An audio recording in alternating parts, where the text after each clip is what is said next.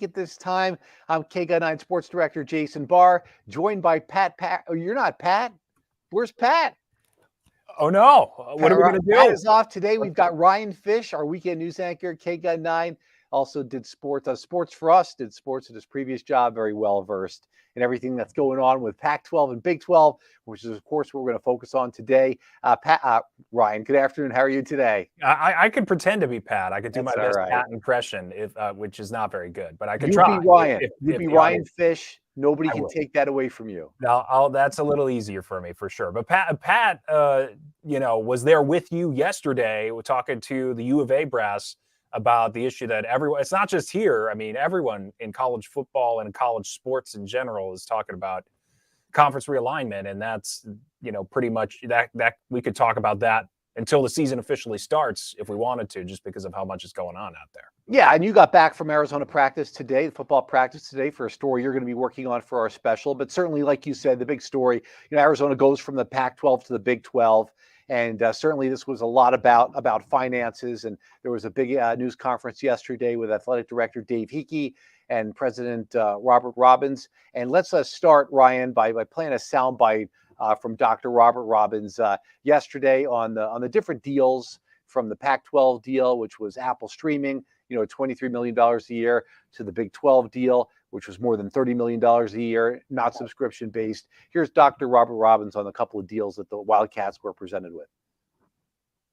I can't think about entertaining an offer from the Big 12. I don't even know what our deal looks like, and I want to give that my full attention and see what the deal looks like. And I think all the presidents and chancellors in the Pac-12 did that.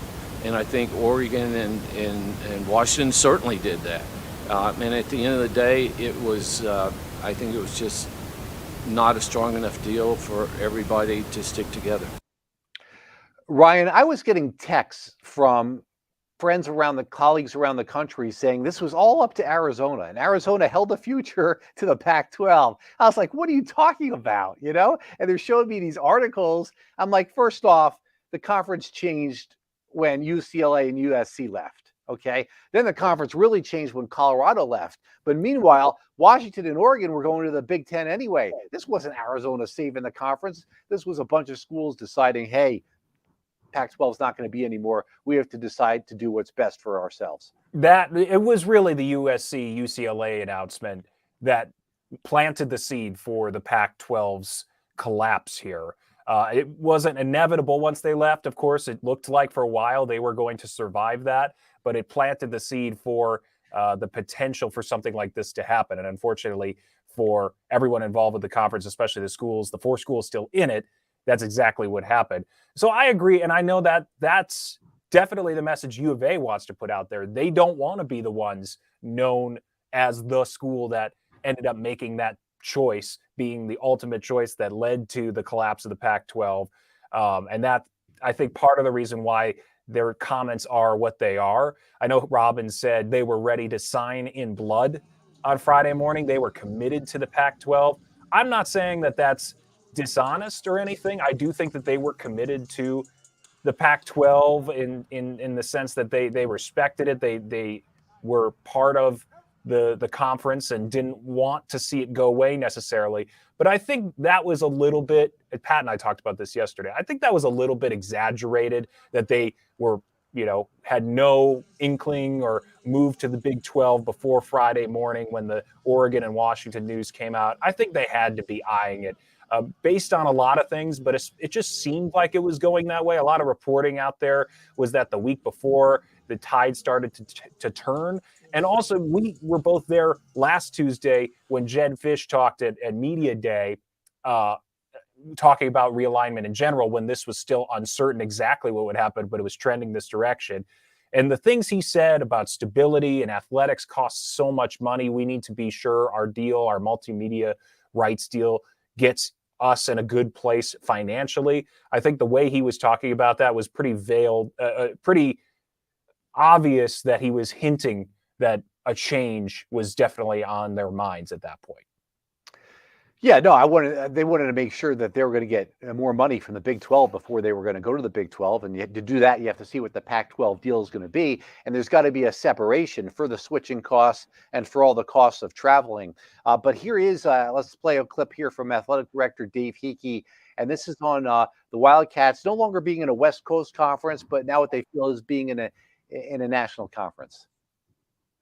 I think this grows our ability nationally.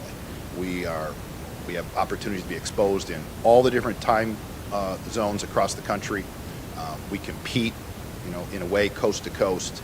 I think it can really help our program grow as well. Yeah, so there's going to be people seeing Arizona who haven't seen Arizona before. I'll give you a perfect example, Ryan. Yours truly. I grew up on the East Coast. I wasn't watching Arizona football at midnight. You're all footballed out on Saturday. If you're a fan, you've been watching games all day long. You're not watching an Arizona-Washington game that starts at 10:30 at night. Or actually, some of these games actually start at 8 o'clock at night. That's 11 o'clock on the East Coast. You weren't a Pac-12 after dark? I never heard of the Pac-12 after dark. I think that's a new term the last decade or so. Because some of these games have been going to 2 in the morning or whatever. I never watched any of these games. All right, so now if Arizona goes to Central Florida, the latest that game is starting is 7 o'clock on the East Coast. So yes, more people will see it. And so you can make the case, well, Arizona is going to be a national brand. So I actually don't think they're disappointed about leaving the Pac-12. I think there's a little bit of concern about, all the travel and now the extra cost for all the sports that don't make money. But I don't think they're that disappointed. I really believe Dr. Robbins when he said yesterday, I'm really excited about going to the Big 12. And a lot of the schools are in Texas, which aren't that far away. Yeah, I think there are legitimate reasons for there to be excitement. Alex Steiniger chiming in, does this pave the way for better NIL deals for players? I mean, I think it could be. It depends on, how these programs fit into the Big 12 landscape. If they have more success there than they did in the Pac-12, and depending on the program, there's been tremendous success. But, change always brings opportunity too. So I can't say to be a NIL expert here, but I certainly don't see why that couldn't be possible. I'll take a little stab at Mr. Fernando's comment here. Is it greed? Because I tell you what, Ryan, I did feel that way about UCLA. Okay, I think UCLA is going to have a tough time. UCLA is now going to be playing football games. Not USC. You think USC is at a point where they can more so than USC, and I'll explain why. UCLA football is now going to be playing home games in front of opposing fans. Those Iowa fans and those other teams are rabid. They can't wait to go to the Rose Bowl to see these games. Especially if you get into USC is a national brand that I think that is more geared towards football and is not going to be hurt as much. They've only been really strong basketball the last couple of years. Now UCLA basketball, instead of a Washington State trip, they're going to be going to Michigan and Michigan State. Good luck with that. I think UCLA is going to have a little bit of a tough time here competitively. And then if they don't get as good a football bowl game, is that going to make up for this extra revenue? I don't know. I think that there might have been a little bit of greed here on the part of UCLA. We'll see. But when it came to Arizona, Mr. Fernando, to answer your question, this was more survival than greed. Ryan, what do you think about that? I would agree. I think it goes hand in hand for Arizona. I think it is obviously a better financial decision, but it's not the same thing as one of these West Coast schools going to the Big Ten, even though you could argue that's another argument. Oregon, Washington. Yes, that the initial move, I think, was the greediest seeming. And you could argue it goes the other way too. It's greedy for the Big Ten to make that sudden move. They're already such a prestigious conference and having the Midwest tradition. They already have expanded to the East Coast, and they weren't satisfied with that. So, of course, they take advantage of the LA schools trying to move on as well. So I think there's a little bit of greed involved in that decision too. But to the Arizona point, I think money and greed and financial decisions are always going to be a part of college sports, unfortunately. And sometimes for the better in getting players, we're finally seeing players profit off their ability on the field and their name, image, and likeness. But I think there's darker not so great parts of it as well. And I think that's always going to be part of it. So yeah, there's a financial aspect to Arizona's decision, but it was, I think, a survival decision too, because of what we have now left. If they didn't make that decision, maybe ASU and Utah also stay in the Pac-12 at that point. But if Oregon and Washington still decide to leave, that's how many schools are left there. You don't have the Pac-4, but you have a really small Pac-12 conference that Arizona now is kind of stuck in for this next however long deal. So I think there was definitely more of a survival part of it than greed for Arizona, but money obviously was a huge part of it too.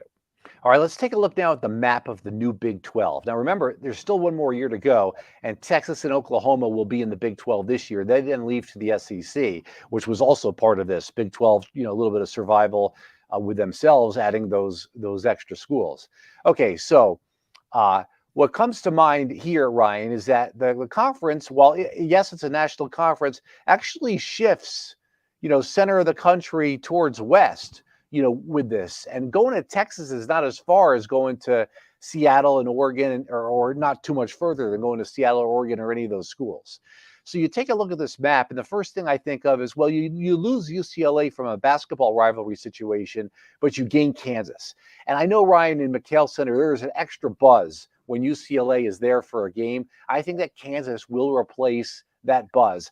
I also don't think that with 16 teams, you're going to be going to Cincinnati, West Virginia, and UCF every year. So I think that will help a little bit with the travel situation. I think it makes a lot of sense. And there was analysis out there comparing the road trips for, I believe it was ASU and U of A, pretty comparable to those numbers. And yes, cumulatively, it is a bit more travel to the other campuses on average compared to the Pac-12, but it wasn't much of an increase. It is a much more palatable change for U of A going to this Big 12 conference and not going west really at all. And most of your schools in the middle of the country where it's pretty reasonable, versus a school like Oregon or Washington suddenly losing the West Coast and now needing to go, except for the LA schools, and needing to go all the way to the Midwest or East Coast for all of those games. So I think in retrospect, when you compare it to the move to the Big Ten that the West Coast schools have that are about to make that jump, this is way more manageable for U of A in terms of travel. And I agree with you. I'm excited to see what Kansas brings from a basketball rivalry every year. TCU, lest we forget, a couple of years ago in the tournament, the Kerr Kriisa game where he walks off mocking the fans a little bit, that testy overtime game.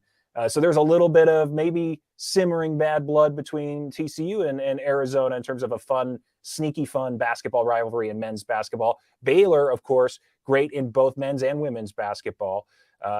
There's a lot of promise here. Cincinnati, of course, made the college football playoff a couple years ago. UCF has had a program that's seen a lot of success in recent years. So not just in one sport. There's a lot of promise here athletically, and I don't think they give up that much travel or logistics wise, except for maybe the time zones.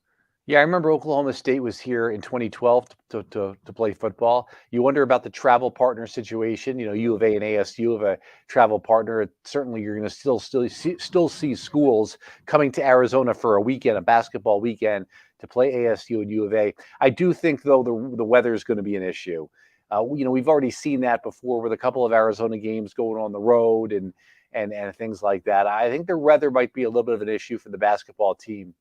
But you're going to have to deal with that. You're talking about snow in the wintertime getting in the way? Yeah, when it's below 32 degrees and there's no, I'm just kidding with you.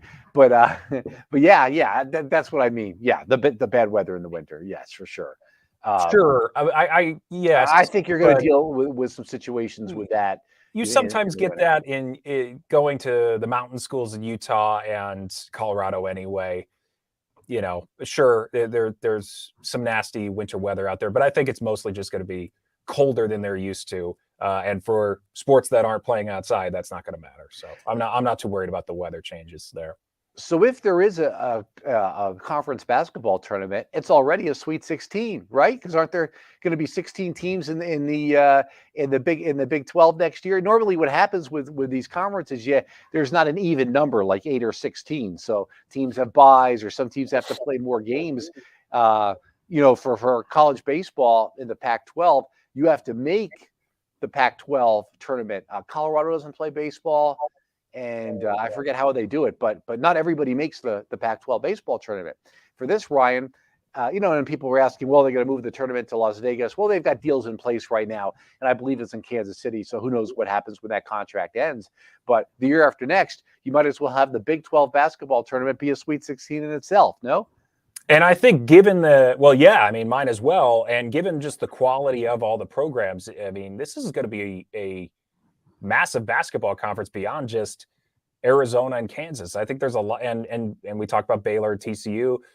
There's a lot of under the radar quality teams that have been good in recent years, from top to bottom. It's a pretty good basketball conference, and that is going to be tough. It's going to be right up there, I think, with pretty much any of the others across the country. So that, especially men's basketball. So that will be kind of a bloodbath of a conference play and also conference tournament.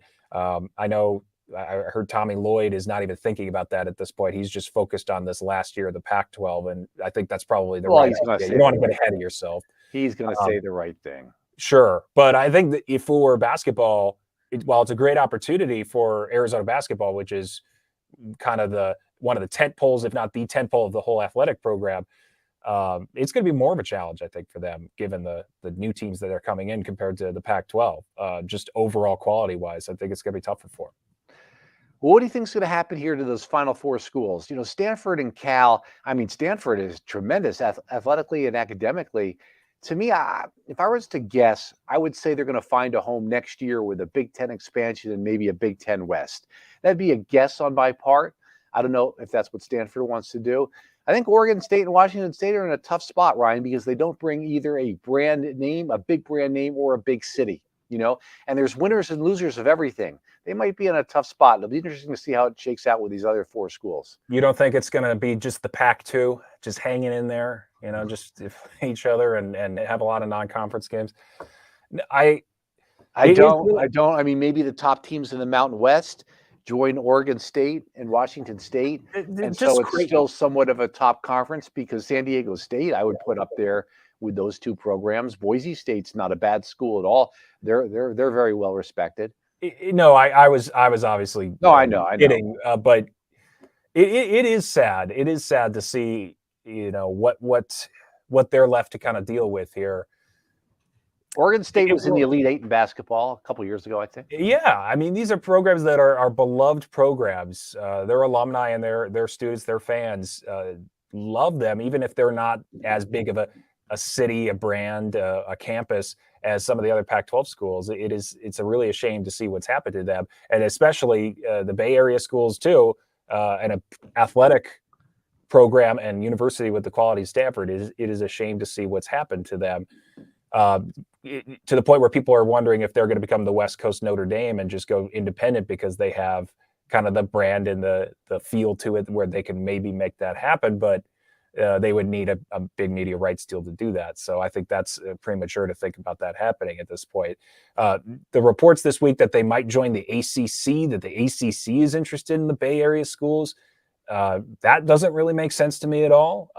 It is a very one of the Power 5 conferences, but geographically it's just like the Big Ten, except even more of a difference, just straight bi-coastal. To add 2 West Coast schools to the Atlantic Coast Conference, it doesn't make any sense to me. That just seems ludicrous to me. But at this point, you can't rule it out anymore because ludicrous things have already happened. So I really don't know what happens. I think money-wise and conference-wise, in terms of money and power, the ACC might be their best bet, and maybe they just take that for a few years, and it's an awkward Atlantic Coast Conference with 2 Pacific Coast schools. And as for Oregon State and Washington State, I really don't know. They could merge with the Mountain West and see what happens there, like you mentioned. but they just feel like the ugly ducklings here, and they don't deserve that. They've just kind of been left holding the bag at the end, as the expression goes. Yeah, and you could hear it from the Washington State coach Dickert that the disappointment in that, and yeah, you do feel for them a little bit, and look, the unfathomable things have happened, and we'll see what happens with that. All right, before we say goodbye, you were at University of Arizona football practice this morning. You can only see so much. Is it fair to ask you to give you any feel for the team or anything like that? Did you notice anything you can share, or even from media day? We were both there. Your thoughts on that? Certainly the team, off to a good start, and that all 85 players are cleared to practice. You got 25 guys over 300 pounds. It is a much bigger team. And the offensive line is promising. Your thoughts on what you're seeing so far for Arizona football to finish it off here? We talked to today after practice. We got to hear from Jacob Manu, Justin Flo, and defensive coordinator Johnny Danson. So the two starting linebackers and the coordinator. Yes. Yeah. And two things jumped out to me. One, they talked about continuity and communication. So it's Nanson's second year as DC, and that. Yeah, but Ryan, I'd feel more more good about that if they were terrific last year on defense. Well, sure, but you have to give them a chance to improve, and I think that we'll see this year will tell us a lot about how much they can improve. But they've improved the players coming in, and yes, the players on defense are more talented than they were last year in terms of who they're bringing in. Manu, another year experience. He was great last year as a freshman. Really was always in the right place, at the right time. So that's what they were saying is, they were saying, talking to vets, it's unusual to have the same coach in the same system multiple years in a row on defense compared to what it's been like the past few years. So it is refreshing for them to kind of have some continuity, but there's still a lot to work on. But I thought, that is an interesting point, because oftentimes we lose sight of how important that is, just to have some continuity in the coordinator room. We talked about it with Jedd Fisch. He's kind of the staple there, and this is his third year now. But to have that in a coordinator, in your day-to-day coach, I think will make a difference, and hopefully we see improvement. It's hard to be worse than they were at times last year, but I think we will see improvement. The question is how much they're going to improve this year, how competitive that defense will be to keep them in games, because we know the offense took a huge step forward last year. I'm not going to say the defense is going to do the same thing this year, but at least there's something positive there. They admitted there's still a lot of work to do. The other thing that jumped out to me was Justin Flo, just the personality he is. Nansen called him, he's the guy who brings the juice. He's a juice man. He brings the energy. And you could see that in his comments to us. He had a swagger to him.